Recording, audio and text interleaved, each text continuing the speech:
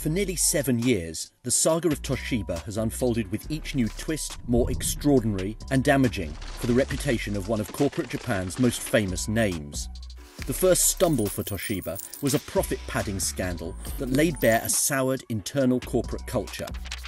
Then came the collapse of its US nuclear business, a glimpse into the abyss of bankruptcy, and painful questions about the quality of the company's deal-making history and business strategy. Next was the controversial $18 billion sale of Toshiba's memory chip business. Now renamed as Kioxia, it was bought by a consortium led by Bain Capital and remains Japan's biggest ever private equity deal.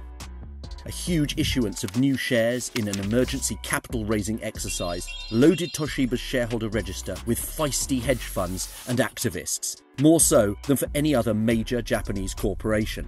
This has come back to bite Toshiba again and again, particularly after the company was forced by its investors to probe its own relationship with the government and alleged attempts to influence key AGM votes. There has never been much calm, but whatever stability there was vanished entirely in 2021. Toshiba had received interest from private equity in a deal to take the whole company off the market and repair its many problems as a private company. That ultimately forced the then chief executive out. It set investors at odds with Toshiba management once again and led to the establishment of a strategic review committee. The conclusion of the committee, delivered last November, was to split Toshiba into 3 parts. But many investors hated the idea, and the plan was swiftly abandoned.